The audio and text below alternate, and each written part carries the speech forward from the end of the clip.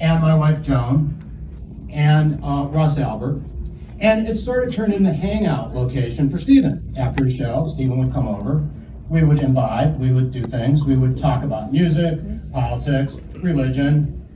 He confirmed my belief that Buddy Holly was the fountainhead of rock and roll.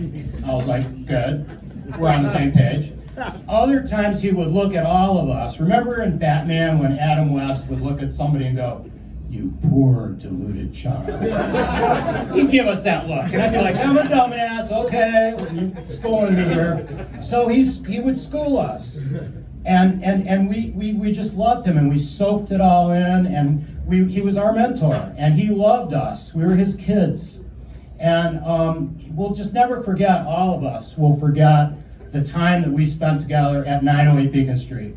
As a matter of fact, the couch that Stephen slept on many, many times is still in our house. And we contend that it's been reupholstered, but I contend that Stephen's DNA is still embedded. We think that. So fast forward to 1983. Summer of 1983, Men Without Hats safety dance is big on the radio. I'm out of work. My rock and roll radio station in Rochester, New York went country. So they're like, "Here, son, here's your 2-week check," and I'm out of work. I'm literally getting unemployment checks, eating government cheese. Went to the New Music Seminar where Oedipus politely interviewed me for the music director job I had no business interviewing for, and I'm out of work.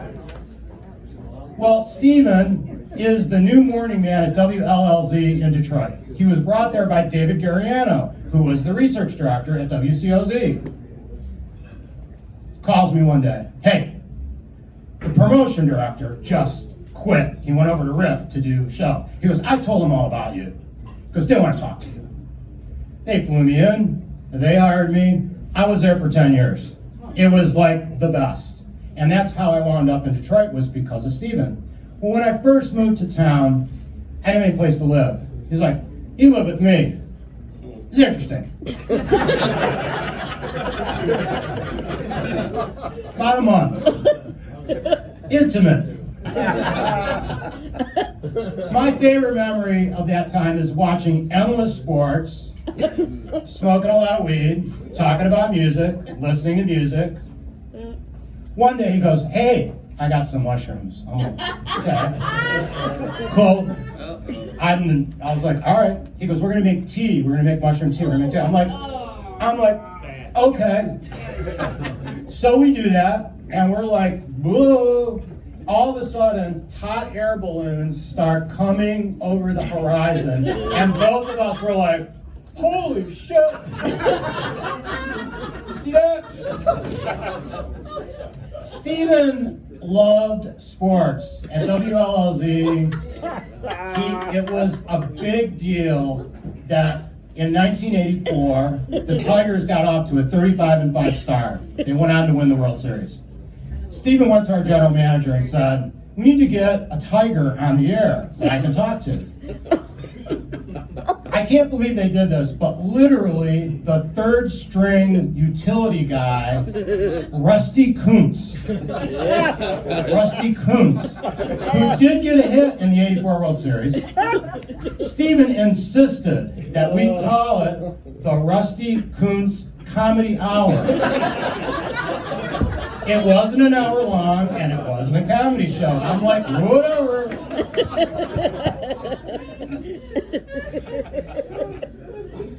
He didn't ever want to go to any concerts. I was a promotion director, right? He had anything. He's like, He says to me one day, "I would really like to go see Randy Newman and James Taylor." I'm like, "Really? You want to go to a concert?" I got us front row seats. Whoa. So here's me and Stephen, front row at Pine Dot Music Theater, sitting there. Randy Newman on stage, solo piano. He's playing. I love Randy Newman. Stephen loves Randy Newman. Stephen's like, "Hey, see this kid here? He's from Cleveland. He's from Cleveland." He said it enough times that finally Randy Newman sheepishly looked at me and like, "I feel sorry for you, kid. I see you." And I'm like, "Oh, I can't believe you're doing this." one day we're together, he says to me, "You ever seen this movie, Putney Swope?" And I'm like, "What?" He goes, "It's a great movie. You gotta see this movie." I'm like, "Okay." We went to the video store. We found it. Made by Robert Downey Sr. Hope any of you have seen it. Came out in 1969. Oh, yeah. We watched it, and the first time, it blew my mind. I'd never seen anything like it before. And there's this one scene in the movie where this guy gets up and it's talking about an advertising campaign that they got to run for some car called the Borman 6. And there's going to be a girl who's going to be the spokesperson for the Borman 6. And the guy stands up in the meeting and he goes, all he says over and over again is, "The Borman 6 girl is got to have soul. Got to have soul. The Borman 6 girl is got to have soul." We say that in our house all the time. My 23-year-old son knows that line. That movie was so irreverent and poked fun at religion, politics, advertising, race, and I can only say to you that that movie is sort of like the essence of Stephen Allen Seagal. And I'll tell you that you all know Stephen Allen Seagal had soul. He had the soul. Thank you.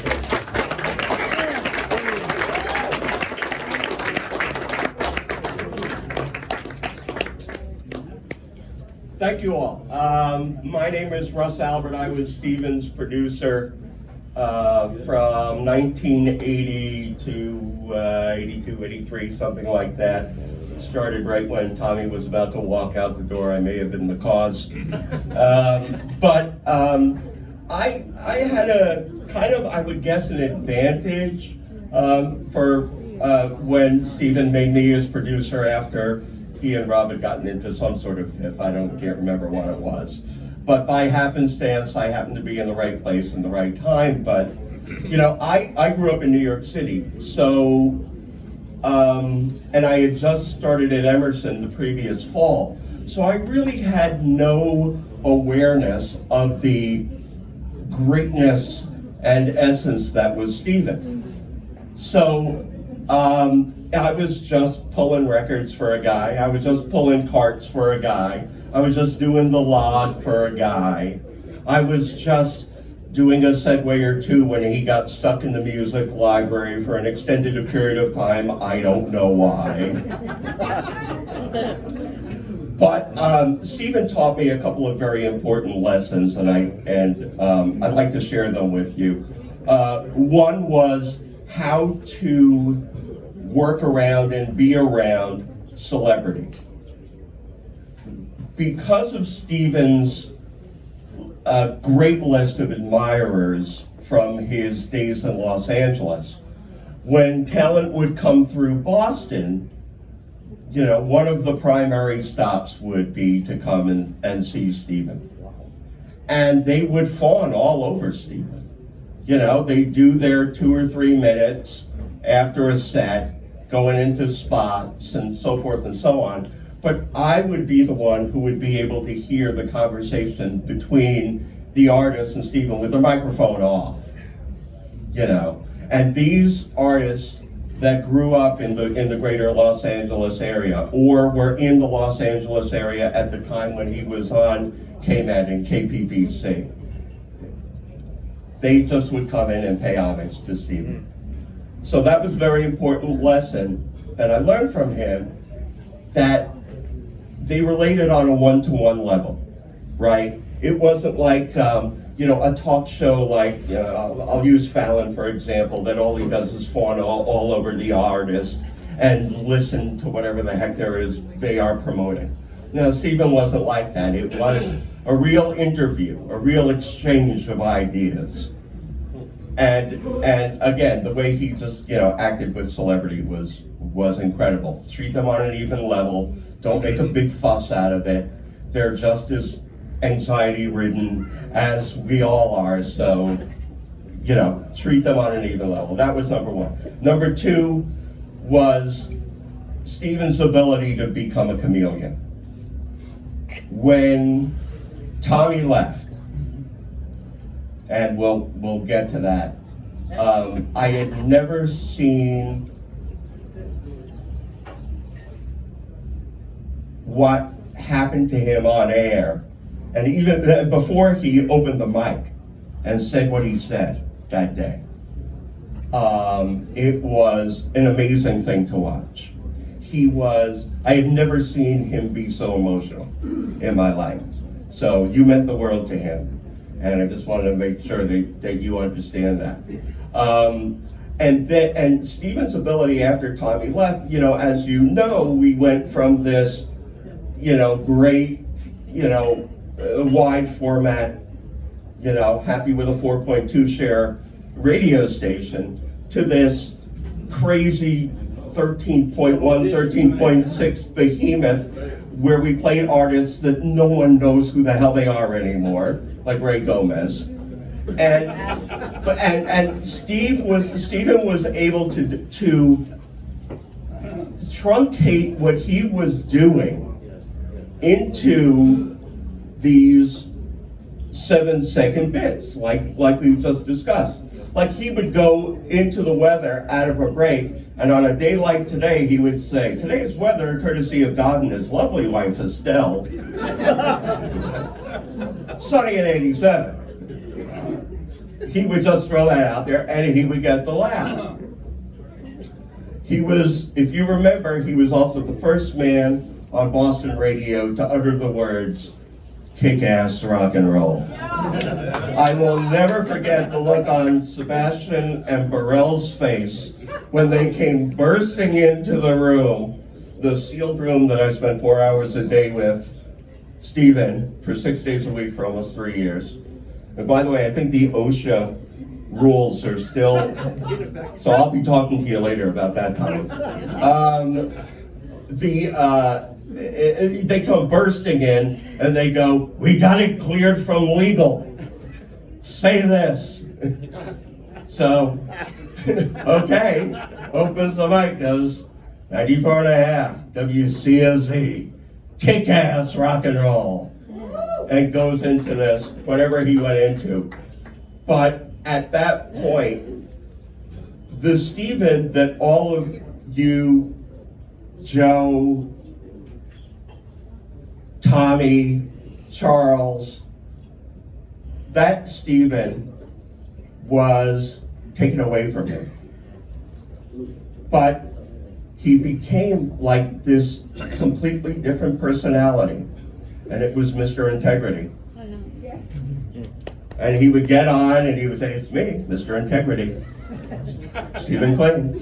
You can trust." And he went so far as to take his tilted glasses and get them personalized, almost like a grill back in the day. Your father had these personalized glasses that on the side said Mr. Integrity. Or maybe on the other side it says Senior Integrity. There were some days he became Senior Integrity. Anyway, fast forward many years after I left Boston, I was producing shows in New York and Los Angeles. And every single job I got in radio after I left Boston, the entire interview was, "Tell me about Steven Seagal." Or "Tell me about Clean. Tell me stories. Is this one true? Is that one true?" That was literally how I got every single job after I left Boston. And many years later, when I went into different parts of the entertainment industry and worked with a lot of musicians, I remember I worked on one concert, a CSNY reunion show.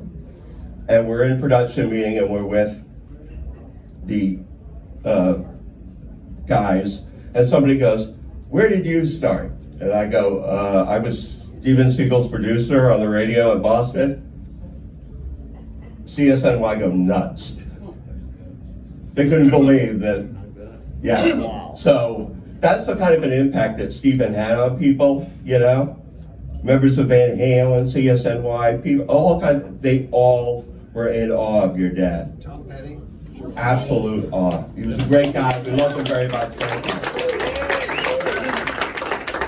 I I of course drew the shortest stick because trying to manage all the people that want to talk is next to impossible. There's a couple more hanging with us. John Brody, please take this mic.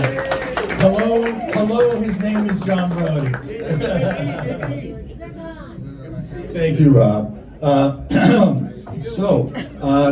I got to pee, so this is going to be fairly short because we are on a certain age. We are. And Stephen would totally appreciate that. Like, you got to go. So, Alex, that was one of the most moving tributes to a father I've ever heard. So we're going to send this to my son so that when the inevitable happens, he'll have something to work with, and it may not go as well. But let's just say, so I go way, way back. I am like 1968 with Stephen. So I get out of college, and I go back to Boston, and I'm working at a cheese shop. I'm going, don't ever major in political science. I mean, what the hell were you thinking? So I listened to the radio, and all the get a little stoned and stuff, that's what we did. And I listened to BCN, but there's one guy, and it's Steven Seagal. I go, this fucking guy is brilliant. And even without the dope, he was brilliant. So I go, I gotta meet him. So it turns out a girl I was dating knew another girl who was dating Steven. I said, just get me in the door. That's all I ask. This is Stewart Street, way back. And she said, yeah, I think I can swing it. So we go in, and I'm going, oh my God, this is like not only did I not do radio, I've never been to a radio station before. I thought they all looked like Stewart Street, so which was a slum. So we go in, and she's like, he was so friendly that he didn't say like, leave right away. And so we get going, and the girls leave, and now it's just me and Steven. And so he's trying to film me out while he's doing the other shit. And so eventually, it's like, have you ever heard, Elmore James? He goes, I don't think so. I think we have one of those albums here. So we're bringing out stuff, and eventually we're talking music. He's thinking pretty much like, hey, this guy knows what he's talking about. He's a music fan, and so on. So we're kind of the end. I'm going, oh my God, it's the end of the show. I can't believe it. So he says, why don't you come back tomorrow night? I said, are you kidding? I'll be there. So 6 months later, I was at every show, and I sat there listening to him do his thing, which really fucks you up because you're thinking, well, it's not so hard. Anybody can do it, really. So we get to this point where I'm doing more and more, and I figure first I'm putting away the records. That's easy. I'm getting water, then I'm getting food, and then I go, it's a scam. He's getting more and more out of me. He knows he's got a lackey who's just going to do any shine your shoes, whatever you want. So it finally got to the point where he said, you can drive me home. And I go, oh my God, this is great. I'm going to Steven's house. So we go out the street, and it's this really beat up 55 something or other. All the doors are like been hit so they don't open. But the back window is broken out. So we climb into the car through the back window, and I go, who's driving? He says, I can't drive, you're driving. So we go to his house, and I go, oh my, I'm going into the inner sanctum. I can't wait to see what this looks like. So we go in, and I mean, we're used to mattresses on the floor, but this was several steps below that. And we go in, and I go like, who the fuck lives here? Just me. And I go, has anybody ever been here? And whatever, come on and relax. And I look over, there's his bed in the corner, and it's like, it's not unmade, it's like non-existent. There's nothing there except a sheet. And I go, wow, he must have been to yoga or something. I just can't figure to get the guy out. And then at the bottom, it's all black. And I'm going, why would you have a sheet with a black stripe at the bottom? Then I realized he sleeps with his shoes on. I mean, it was all shoe leather. It was like polished. I'm like, wow, how hard is it going to be to get a date when you come home to that? I'm like, this guy's never going to find anybody. And so we kept going, and then finally he was leaving, and I was like, oh man, you can't. I mean, first of all, I thought, where the hell are you going to go? You can't do this anywhere. It's like impossible to do what you're doing. But, I said, what am I going to do without you? And he said, you're going to do what I do. And I was like, are you kidding? I could never, ever do something like that. And so it was just a great moment of just him saying, you're ready. And it never even spoken on the air. And 2 weeks later, I'm doing Well, it's not great. It was like 6 a.m. Sunday morning to 10 a.m., which is not a heavy hour of listening, unless you're very religious. So, but anyway, we just had, it changed my life. That's all I can say. From there on, the arc of my life changed. I became a different person. I thought differently. I felt differently. And I always appreciated what you did for me. Thank you.